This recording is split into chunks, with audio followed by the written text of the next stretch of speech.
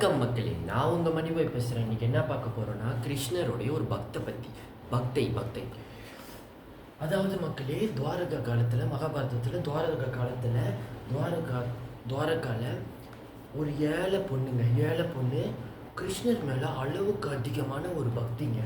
அந்த பக்தி அளவுக்கு அதிகமான பக்திங்க. அந்த அளவுக்கு ஒரு பக்தி இல்லைன்னு வச்சுக்கோங்களேன் யாருக்கும். அந்த அளவுக்கு ஒரு பக்தியை கிருஷ்ணர் மேலே வச்சு தினமும் கிருஷ்ணரை பூஜை செஞ்சுக்கிட்டு இருந்தாங்க. கிருஷ்ணர் உயிரோடு தான் இருக்கார், ஆனால் பூஜை செய்கிறாங்க. கிருஷ்ணரை பார்த்து எப்போதுமே கிருஷ்ணரை நினச்சி பூஜை செய்வாங்க. அப்போ கிருஷ்ணர் இதை பற்றி கேள்விப்பட்டு ஒரு நாள் வராரு. இந்த பொண்ணை வரல சாரி கிருஷ்ணரை நேரடியாக ஒரு தரிசனம் செய்யணும். அவர் உயிரோடு தான் இருக்காரு. அப்போ இவர் நேராக போய் தூரமாக நின்று கிருஷ்ணரை வணங்கணும், அவரை நேராக கையெடுத்து வணங்கணும் அப்படின்னு சொல்லிட்டு போகிறாங்க. அந்த ஏழை பெண் போகிற இடத்துல கிருஷ்ணரும் பார்த்துட்டாரு. கிருஷ்ணருக்கு புரிஞ்சிச்சு. கூப்பிட்றாரு, என்னது நீங்கள் தானே என்னோடய பக்தை அப்படின்னு. அப்போ இவங்களும் சொல்கிறாங்க, எனக்கு நான் உங்களை பார்த்தா போதும், உங்களை வணங்கினா போதும்னு தான் நான் இங்கே வந்தேன். ஐயா, உங்களை ஒரு தடவை வணங்கணும்னு. நீங்கள் என்ன பணிவிடை செய்ய சொன்னாலும் உங்களுக்கு நான் செய்ய தயாராக இருக்கேன். ஏதாவது ஒரு வேலை சொல்லுங்கள், உங்களுக்காக நான் செய்கிறேன்னு சொல்கிறாங்க. அப்போ கிருஷ்ணர் என்ன பண்ணுறாருன்னா, அவருக்கு தெரியுது இவங்களோட பக்தி என்னன்னு புரிஞ்சுட்டு அப்போ டக்குன்னு சொல்கிறாரு, நான் ஒரு இடத்துக்கு போகிறாரு. கிருஷ்ணர் நடைபாதையாக என்ன சொல்லுவாங்க, அப்படியே நடைபாதையாக போகிறாருன்னு வச்சுக்கோங்களேன். அப்போ ஒரு பணிவிடை செய்வீங்களான்னு, தாராளமாக கொடுங்க நான் செய்கிறேன்றாங்க. தாராளமாக கொடுங்க செய்கிறேன், இது கேட்கணுமான்னு.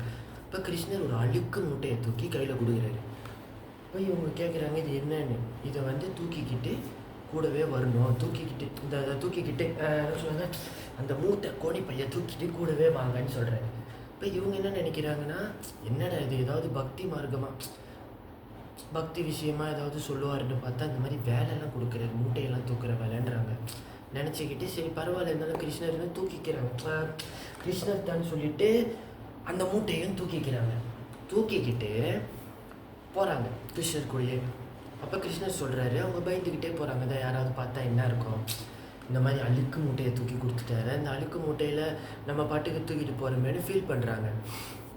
அப்போ வழியில் கிருஷ்ணர் சொல்கிறாரு, எதை பற்றி பயப்பட வேணாம், இந்த மூட்டை நம்ம கண்ணுக்கு தான் தெரியும், யார் கண்ணுக்கும் தெரியாதுன்றாரு. சரிங்களா, ஓகேங்களா, யார் கண்ணுக்கும் தெரியாது.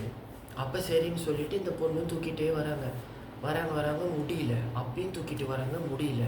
ஃபுல்லாக தூக்கி இந்த மூட்டை வெயிட் ஆகிக்கிட்டே இருக்குது.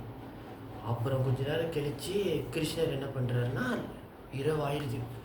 அப்புறம் சொல்கிறாரு, நிப்பாட்டுங்கன்னு சொல்கிறாரு. நின்றுக்கிறாங்க, 2 பேருமே நிற்கிறாங்க. நின்றுட்டு, போதுமா, நீ தூக்கிட்டு வந்த வரைக்கும் போதும், இதுக்கு மேலே நீ தூக்க வேண்டாம், ரொம்ப சுமையை நீ தூக்க வேண்டாம், வச்சிருன்றாரு.